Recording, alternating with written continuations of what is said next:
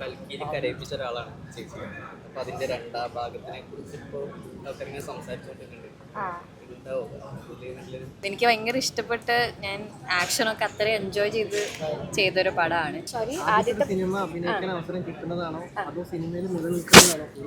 ഒരു അവസരം ഉണ്ടാക്കി തരാൻ ചിലപ്പോൾ അത് ഹെൽപ്പ് ചെയ്തെന്നിരിക്കും. നമുക്കൊരു പടമോ രണ്ട് പടമോ നമുക്ക് ചിലപ്പം അത് കിട്ടാൻ സാധ്യതയുണ്ട്. പക്ഷെ അത് കഴിഞ്ഞിട്ട് എന്താ നമ്മൾ സിനിമയിൽ ചെയ്യാന്നുള്ളത് ഒരു നല്ലൊരു സ്ക്രിപ്റ്റ് വേണമെന്ന് എനിക്കുണ്ടായിരുന്നു. അപ്പോൾ വിവേക് ഇത് പറഞ്ഞു കഴിഞ്ഞപ്പോൾ തന്നെ ഞങ്ങൾ ഭയങ്കര എക്സൈറ്റഡ് ആയി. അപ്പോൾ ഹോപ്പ്ഫുള്ളി എല്ലാവർക്കും ഇഷ്ടപ്പെടുമെന്ന് വിചാരിക്കുന്നു. ഷൂട്ട് തുടങ്ങാൻ പോവുകയാണ്. ജൂലൈ അവസാനമാകുമ്പം എൻ്റെ ഷെഡ്യൂൾ തുടങ്ങും. പ്രേതം ഒന്നും പറയാൻ പറ്റില്ല. പക്ഷെ എന്തായാലും ഒരു വെറൈറ്റി കഥ ഉള്ള ഒരു സംഭവമാണ്. ഈ അന്നെ തിരഞ്ഞെടുക്കുന്ന സ്ക്രിപ്റ്റ് മലയാളത്തിലെ എല്ലാം ഹിറ്റായിരിക്കും. ഒരുവിധം ചെയ്ത പടങ്ങളൊക്കെ ഹിറ്റാണല്ലോ. അപ്പം ഇതൊരു ഹിറ്റ് ലെവലിലേക്ക് പോകാനുള്ള സ്ക്രിപ്റ്റ് ആയിക്കൊണ്ടാണോ സെലക്ട് ചെയ്തത്? എല്ലാ പടവും ഹിറ്റ് ആവണേന്ന് ഓർത്താൽ നമ്മൾ ചെയ്യുക. ഒന്നും നമ്മൾ മോശമാവണമെന്ന് ഓർത്ത് എടുക്കില്ല. അപ്പോൾ ഇതും അങ്ങനെ ആയിരിക്കണം എന്ന് ആഗ്രഹമുണ്ട്. അത് മാക്സിമം നമ്മൾ വർക്ക് ചെയ്യും. ഇതിലുള്ള എല്ലാ ടെക്നീഷ്യൻസും അവരുടെ ഫീൽഡിൽ ഗംഭീര വർക്കുകൾ തന്നിട്ട് ആളുകളാണ്. അപ്പം അവരും എന്തായാലും 100% ഇട്ടായിരിക്കും ചെയ്യണം. സോ ഹോപ്പ്ഫുള്ളി നന്നായിട്ട് വരുമായിരിക്കും. എന്തോ ഇത് 13-14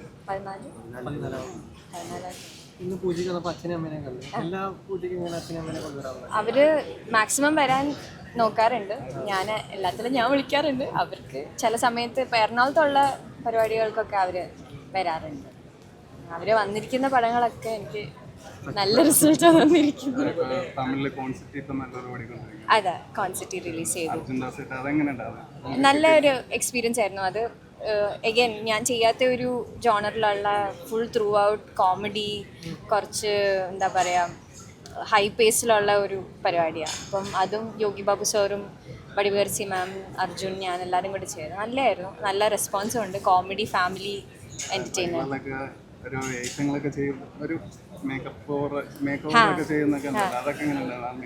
മേക്ക് ഓവർ ഒക്കെ കുറച്ച് പാടായിരുന്നു. കാരണം ഒരു 6 മണിക്കൂറോളമൊക്കെ നമുക്ക് പ്രോസ്തെറ്റിക്സ് ഒക്കെ വേണ്ടി വന്നു. പിന്നെ കുറച്ച് കഴിഞ്ഞ് നമ്മൾ ഒന്ന് ഫിഗർ ഔട്ട് ചെയ്ത്, പക്ഷെ എല്ലാം പുതിയ എക്സ്പീരിയൻസ് ആയിരുന്നു ആ ഒരു സ്പേസിൽ ചെയ്യാനായിട്ട്. അതുപോലെ ചേച്ചി നമ്മളെ കൽക്കിയിൽ കരയിപ്പിച്ച ഒരാളാണ് ചേച്ചി. അപ്പൊ അതിന്റെ രണ്ടാം ഭാഗത്തിനെ കുറിച്ച് ഇപ്പോൾ ആൾക്കാരിങ്ങനെ സംസാരിച്ചുകൊണ്ടിരിക്കുന്നുണ്ട്. എനിക്കറിയില്ല. ഉണ്ടെങ്കിൽ ഞാൻ എന്തായാലും ഹാപ്പി ആയിട്ട് പോയി ചെയ്യും. എനിക്ക് ഭയങ്കര ഇഷ്ടമുള്ള ഒരു ക്യാരക്ടറാണ്. പക്ഷെ ഇതുവരെ ഒന്നും പറഞ്ഞിട്ടില്ല.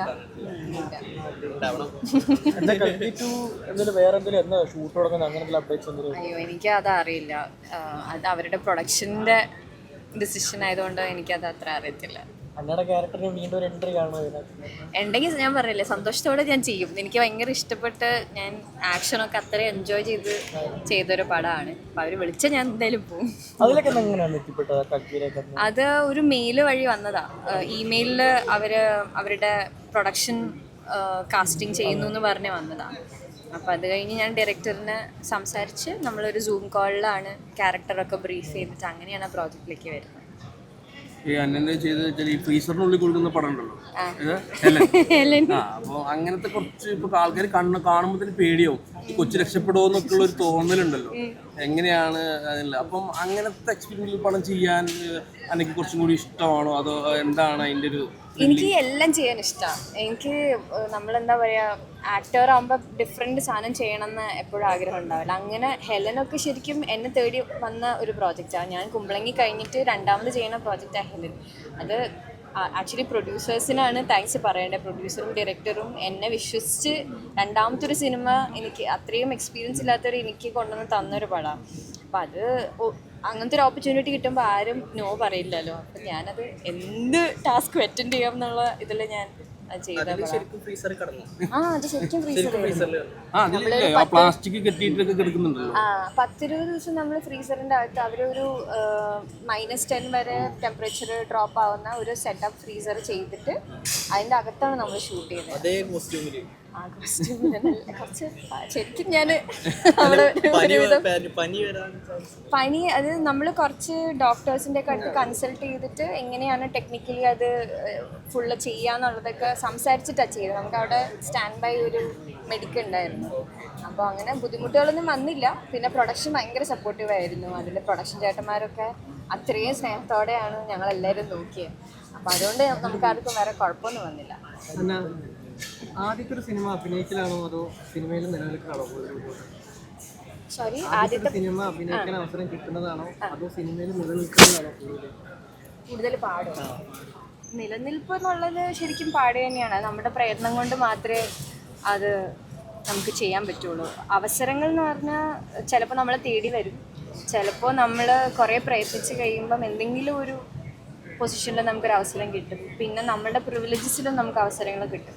സോ പല രീതിയിൽ നമുക്ക് ചാൻസസ് കിട്ടും. പക്ഷെ അതിൽ കണ്ടിന്യൂ ചെയ്ത് പോകാന്നുള്ളത് ഫുള്ളി ഡിപ്പെൻഡിങ് ഓൺ യു. നമ്മൾ അത്രയും ഹാർഡ് വർക്ക് ചെയ്ത് എന്തോ കഴിവ് മാത്രമല്ല, പ്രയത്നം എന്തായാലും വേണം. നമ്മൾക്ക് കഴിവ് മാത്രം ഉണ്ടായത് കൊണ്ട് നമ്മൾ ഒരു പൊസിഷൻ വരെ എത്തണം എന്നില്ല. നമ്മൾക്ക് ഇപ്പോൾ നോക്കിയാൽ നമുക്ക് ഒരുപാട് ഇഷ്ടമുള്ള എല്ലാ സ്റ്റാർസുകളും അത്രയും ഹാർഡ് വർക്ക് ചെയ്ത് അവരുടെ പുറകിൽ അവർ എത്രത്തോളം ഡെഡിക്കേറ്റഡ് ആയിട്ടാണ് സിനിമയെ കാണുന്നതെന്നുള്ളത് നമ്മൾ അവരെ അടുത്തറിയുമ്പോൾ മനസ്സിലാവും.